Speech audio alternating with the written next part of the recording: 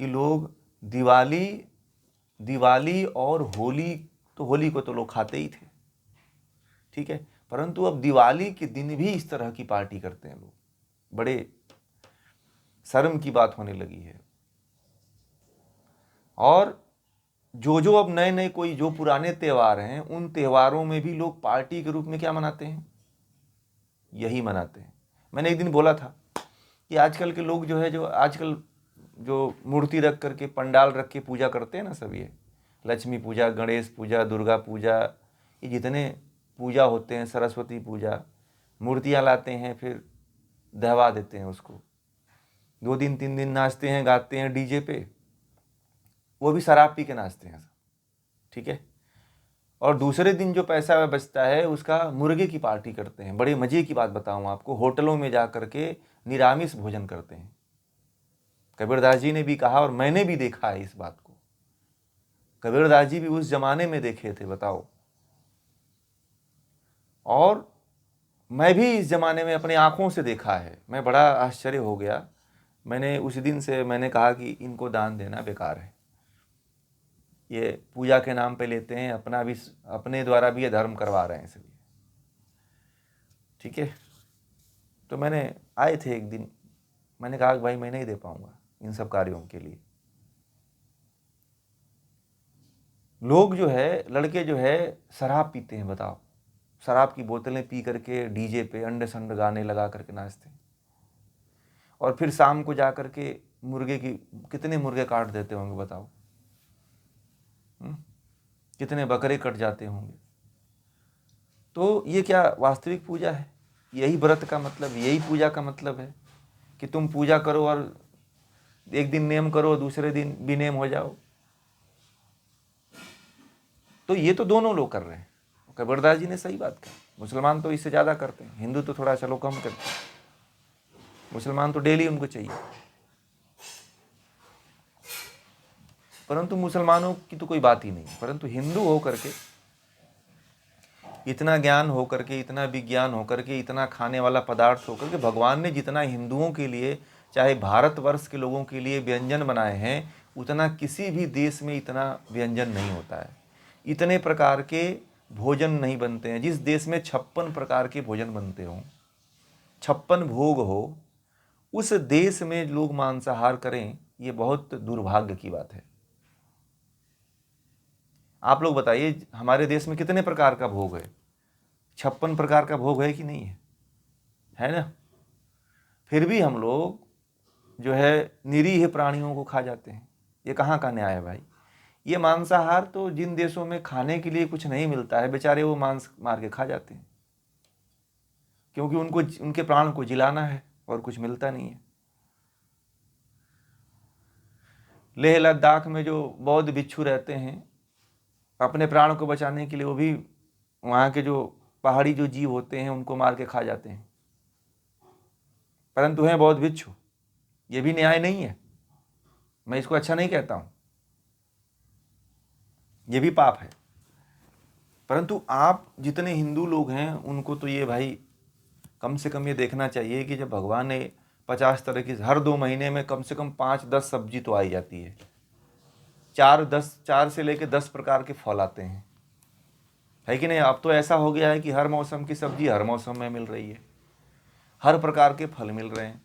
फिर भी यदि मनुष्य इस तरह का कर्म करता है, कुकर्म करता है, तो मनुष्य से बड़ा दुर्भाग्य और सबसे बड़ा, उससे बड़ा पापी कोई हो नहीं सकता है, ठीक है। इसलिए यदि आप लोग भी यदि भूलवश कर रहे हों तो उसको छोड़ दें। आज एक लोग मिले, बंगाल के अदिति जी हैं ना इसमें, कि नहीं है? नहीं है। तो उन्होंने कहा कि अब मैंने छोड़ दिया, अब उसकी बात भी हमें पसंद नहीं आ रही है। ज्ञान जैसे जैसे बढ़ रहा है, व्यक्ति अपने कर्मों से धीरे धीरे, बुरे कर्मों से मुक्त हो रहा है। इसीलिए आप लोग भी इसको अन्यथा मत लीजिएगा। अब जो लोगों को खाना हो खाइएगा, अब जब तक उसकी भीतर से इच्छा नहीं होगी, हम नहीं कहेंगे कि भैया तुम जबरदस्ती बंद करो, क्योंकि मैं आज बंद करवा दूंगा, दूसरे दिन वो फिर शुरू करेगा। जब तक व्यक्ति अपने से या नहीं कुछ करता है, तब तक कोई भी बंद नहीं करवा सकता है, ठीक है। इसलिए जीवन में कुछ ऐसा करिए कि परमात्मा भी कहे कि हाँ, इस व्यक्ति ने कुछ तप किया है जीवन में। इसलिए आप लोग भी ये तप शुरू कर दो, ये बहुत बड़ा तप है। अब मुझे नहीं पता है, किसी को पता भी नहीं करना है किसी के व्यक्तिगत जीवन में ये क्या है, परंतु ज्ञान आपको होना चाहिए। मेरा काम है ज्ञान देना, आपका काम है अमल करना। ठीक है, आप करते हो कि नहीं करते हो ये आपका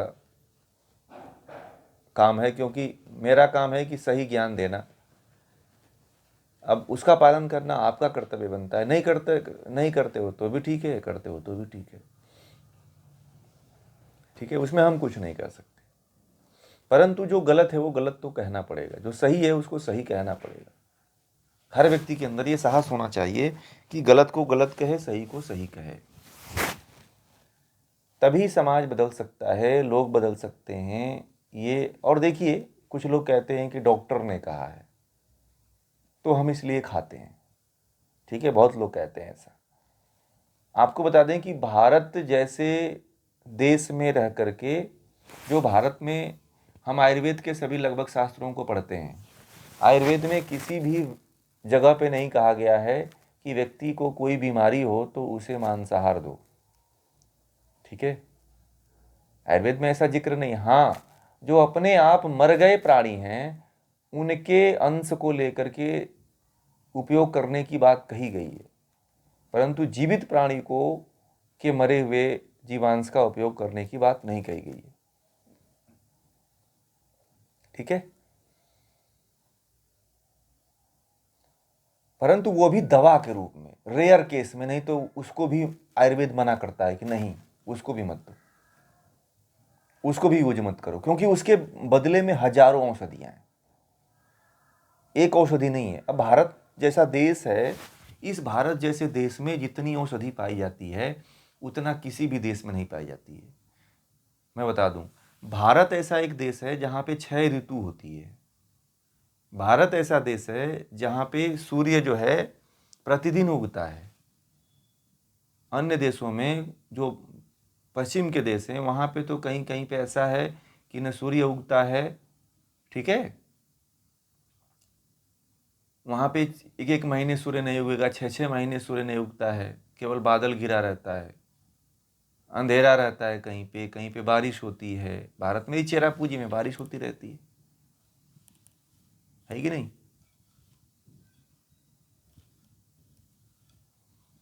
तो ये सारी बातें हैं, इसका ध्यान रख करके हमें मनुष्य, अब देखिए हमारा समय बहुत कम है और हर व्यक्ति को अपने जो निम्न जीवन है उस जीवन से उठ करके उच्चता की तरफ बढ़ना चाहिए, ऊंचे जीवन की तरफ बढ़ना चाहिए। ये हमारा कर्तव्य है, आप सभी का कर्तव्य है कि चलो अज्ञानता में तो कोई हम कर्म कर रहे थे, परंतु जब ज्ञान हो गया तो आपको आगे बढ़ना चाहिए।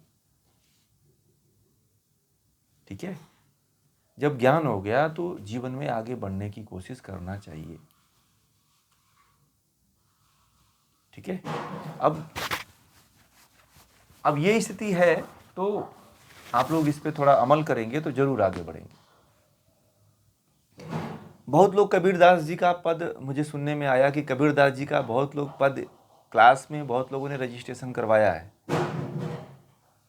बहुत लोग इसलिए नहीं जड़ते, क्लास करते हैं कि उनको उनके श्रद्धा पे ठेस पहुंचता है, क्योंकि कबीरदास जी सीधे कह देते हैं कि ये तुम्हारे भगवान नहीं है, ईश्वर तो कोई अलग है।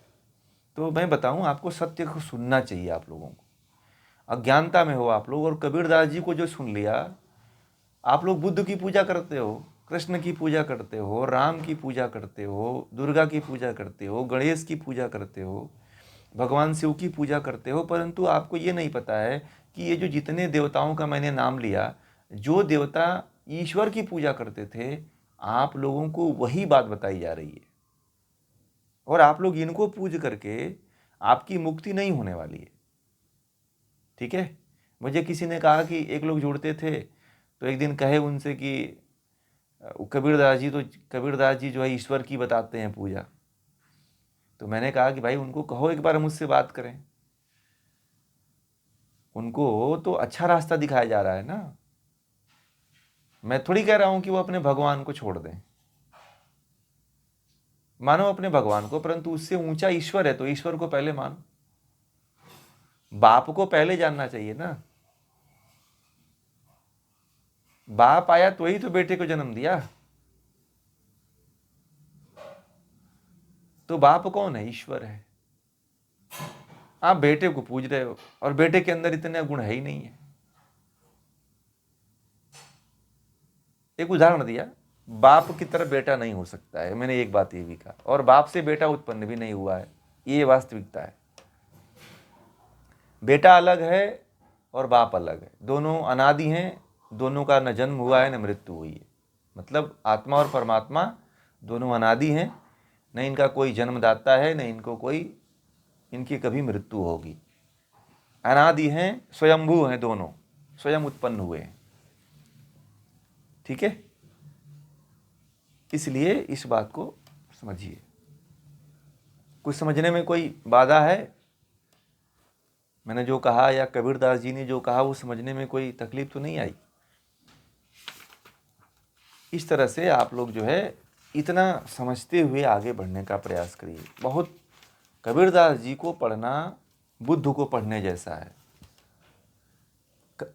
कबीरदास जी को पढ़ना नानक को पढ़ने जैसा है, कबीरदास जी को पढ़ना आचार्य रजनीश को पढ़ने जैसा है, ओशो को पढ़ने जैसा है।